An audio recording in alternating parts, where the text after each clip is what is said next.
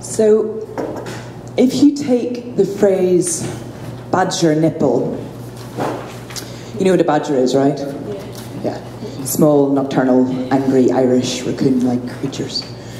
If you take the phrase badger nipple and you translate it into Swedish, and then you translate it back again, the phrase becomes breast snout of the earth pig.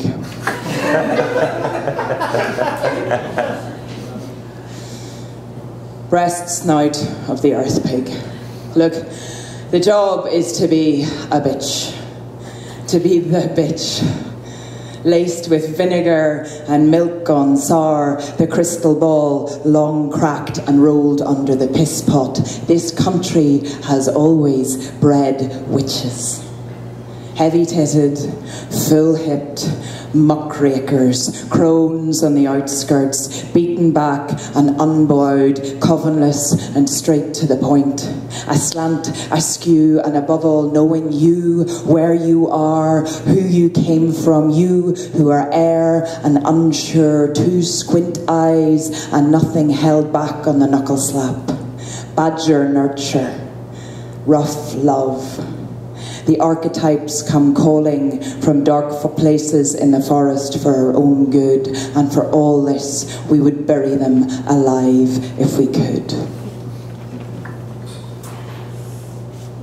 I wasn't going to do this one, but... So, I've been in 2 years in Montreal, and I get lost all the time, which, considering it's a grid system, you would think isn't that difficult. And it took me ages to work out. I would walk out of a metro system and I would instantly walk the wrong way. Whichever way I was supposed to be going, I would go the opposite. And I was like, what's wrong? What was happened to my compass? And then I realised that Montreal is an island askew because they built a grid system up and down, but doesn't run north to south. It's off. Okay. So there's no compass, internal compass that works there. You're constantly off balance, you know, which says a lot about Montreal. I love it, but I have lost many things in Montreal. And one of which, Rachel, wherever you are, that was a beautiful reading. So this is for you. I lost my shoes on Rachel Street. I lost my shoes on Rachel Street. Head lulled back to rest against the pillow of the mont, kissed the foot of the electric cross, tongue kinked, jawbone clattering to the pneumatic dentistry on Saint-Denis. I lost my grip on Rachel Street.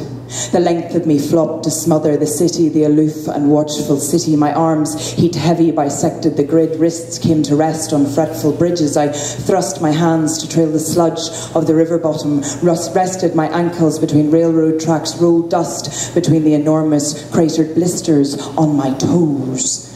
I lost my skirt on Rachel Street. The breeze whipped it as if caught in the slipstream of a passing skater, his fingers edged under the hem, violating as a muttered curse. I watched it float softly across the highway where every town genuflected down, took a shine to the church's thrust, considered commerce's glint, but in the end took the Olympic Stadium as a lover, ever the sacred aesthetic perfected performance of the wordless flesh, preferred. Speak, they whispered on Rachel Street, but a dog had run away with my tongue. The city, the shape of a kiss, an open mouth, and I, unable to name my neck from my ass.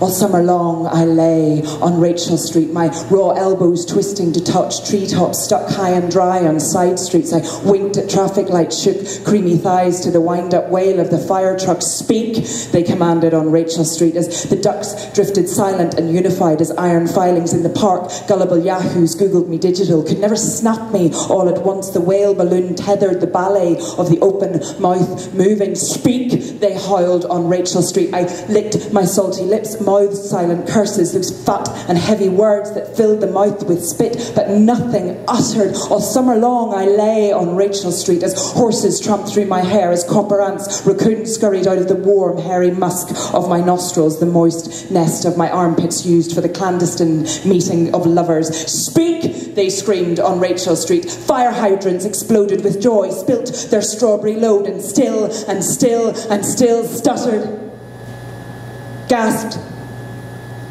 Gate. No words. No words. No language, falling between meaning like cracks in the tarmac. So piece by piece on Rachel Street they stripped me for spectacle, magpied me, pulled out my hair to stuff winter jackets, jacked up my teeth for paving slabs, lashed my skin to ribbons for balcony umbrellas, toenails for boat races, and my eardrums extracted for the Tam-Tam's weekly prayer. I lost my name on Rachel Street. My wallet, my work ethic, my virtue, my childhood fears, my tongue, my tongue, my tongue began to move, to flick when everything else was nearly gone, and we had been silent long enough, the ones who lay heavy in the street on Rachel Street. We dug in our heels, we lumbered to our feet on Rachel Street, kicked aside the railway tracks, and on Rachel Street we lifted our tongues, we opened our mouths. Speak! We roared, and with those waves of sound we tilted the city, cetacean gulping, sank the silence.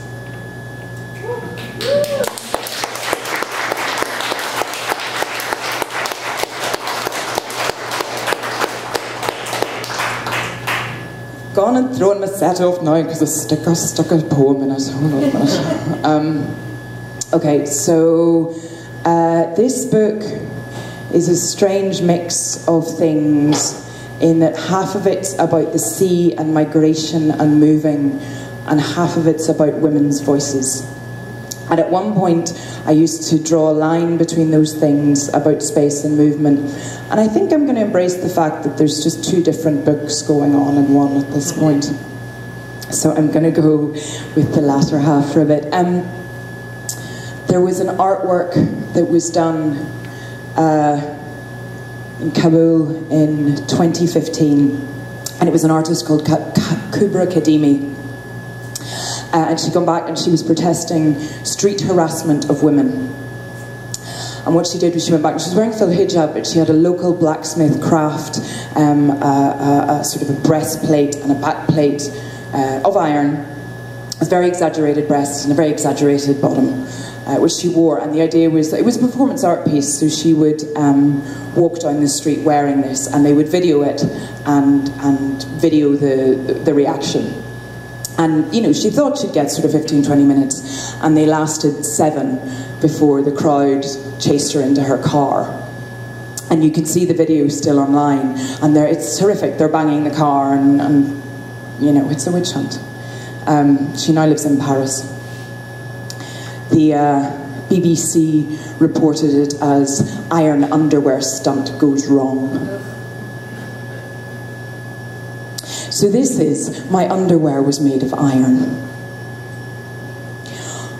On a street with chewing gum welded to paving slabs and rubbish bins and dogs and dust and wire fences and raindrops and men, like any street, a skirt or a pair of breasts, or let's say a crate of oranges, was slowly making its way, wearing a school's bridle made of iron and a witch's collar made of iron, with the metal spikes facing both out and in, and a chastity belt made of iron, and a steel-boned corset reined in tight, a suit of rigid homespun armour that clanked and drew attention and held protection and rebuke in each hand, like the severed glass fiberglass breasts of a shop window mannequin, or a sliced forehead, or a broken jawbone. What can't get out also won't let anything in.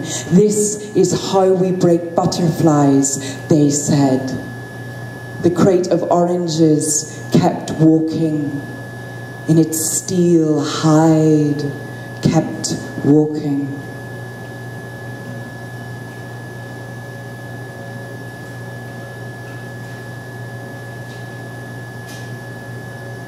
I'll do 3 more.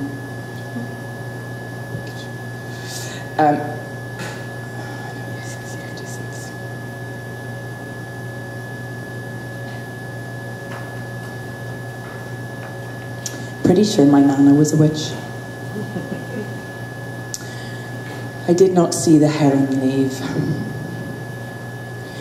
The sand was breathing, dirty hoppers flicking frantic on bare ankles, the lugworms star-spread at dusk, excreting perfect, twisting grains. I stepped on their leavings as cheerfully as children, calling out how many they crush. 1, 5, 20, 89. Sand at the shore like you wouldn't believe. Heaps and heaps that we shifted from spot to spot every summer with plastic buckets and wooden-handled spades. Earlier at the cemetery, facing a hard, bright sea, we stacked your coffin in your husband's grave. Sand at the shore like you wouldn't believe. Bright, emerald seaweed plastered over rocks and the burnt neon pink of the sky, orange, empty like you wouldn't believe. The sand breathed. My foot brushed a sudden buried sweater, jumped at the thought of conger eel or dogfish. You would have laughed at the fancy with your lipstick and your faith and your sense. The sand was breathing like you wouldn't believe. Dirty hoppers flicking frantic on bare skin. The heron had left unseen. Just the old, familiar, empty mackerel sky.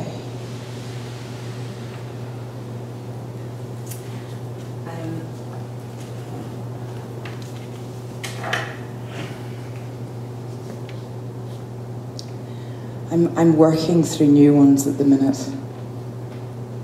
It seems of a tradition here to write poems about spring. Having now experienced spring, more specifically, having experienced winter, I understand why.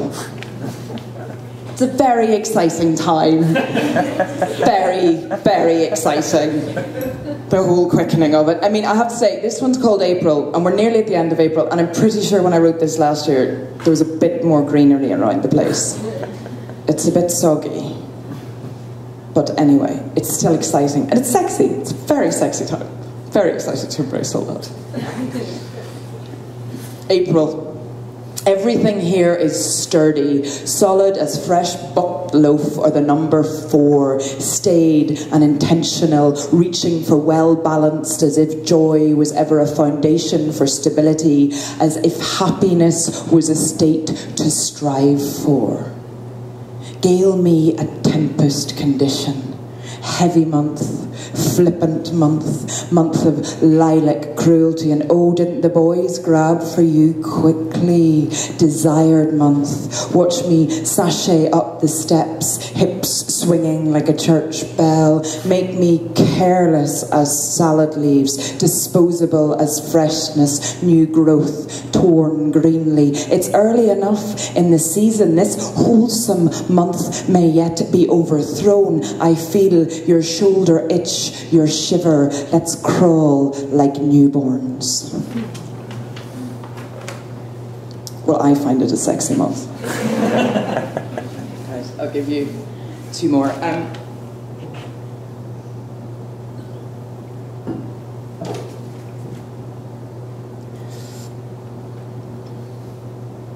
Clean sheets. In the last days, we're already living in the past, nostalgic and impatient, living in the future sense, looking backwards. For the present, there is a wide black sea in my chest. Best not to go fishing there, my love, and yet how I want you to. I cannot speak, there is paper in my mouth. You were already mapped. I knew that coming on board. I was curious about the corners of your story, but now here we are, living circular. I have my hidden edges. This is an imperfect navigation. The map is missing its right angles. Our footsteps are islands, and we read our paths, our history, in our regurgitations, in our, let us speak plainly, our vomit. I see jealousy ripple across your chest like a squid. Let me rub up your belly, trace a line bold as Kandinsky's orange, reassure you that you are mine. Who are we kidding? Your back is a threshold I cannot cross tonight. We stand on sheets of paper, feet planted like militia. Where did your militia arrive in from? The page becomes the territory, the foot becomes the words flow over the threshold, the mouth is a threshold, the ear is a threshold. We shout across the threshold, we hold the threshold, close the threshold becomes a boundary, the boundary becomes a border. I reach for you across the border. At what point does the compromise of both become the submission of one? We read our past in our regorged surge, making a mess on the floorboards again. The thresholds are so generous here, crossing from frigid to thaw, traces left on the planks, melting into the cracks. Those left stranded will later be licked up by the cat. We give up our right to be grounded, stepping on heads like this, our contracted lives, our shared block borders. Let them shake the shadows on the walls. The cat shadow boxes, chases her own tail in the bathtub, leaves no mark. Our bodies are starting to preserve themselves with a rancid waxiness, giving ourselves up to a scent gland. Marking is erotic enough. The itch to claw down the curtains, fling open the windows to the fatal is a finger twitch of a thing. All the poetry has already been excavated from the snowdrifts, though. Light more candles. Burn off the tallow, the dead skin dust. We are making ghosts of ourselves as we press the slough of our bodies back into our own bare-soled feet. We could try smudging sage and sweet glass to clear the air, but we don't have the right tilt to the world for it. You can't just strike a match and enter into a culture. We bring armfuls of our sheets down to the laundry, atone in detergent and drips. Light more candles, set fire to the walls. The cat shadow boxes and is an innocent thing. This morning, I looked for the friendliness of things, the noise of objects, the busyness of repeating patterns, visual chaos. I'm afraid of wide open spaces today. I crawl into the wardrobe to hide my face in mother's crumpled ball gowns, in father's seldom worn suits. I resist the glare, the lack of echo. The map is missing its corners, the sea is dark and wide, and the city grid sits off access. You walk with one footstep heavier than the other, find yourself tilting. The sun sits squint on your shoulder, the moon is always over the wrong ear. Clean sheets, white pages, blank slate. A fresh start is as much of a myth as New World. The city is a palimpsest in any season, muraled marked territory, history power hosed, history whitewashed, history painted over, history repackaged, history flaking off, history in the gutter, new paint clogging old cracks in the same old bricks, and we never remember that we've been here before. I hide further into the wardrobe, bite down on paper and reach for a future tense. Your back ripples and settles, prepares to go fishing. The cat shadow boxes and is an innocent thing.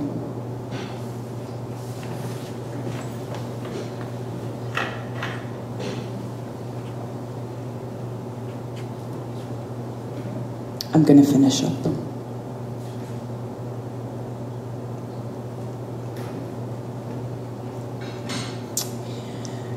So I came to do VerseFest last year, and that was very exciting.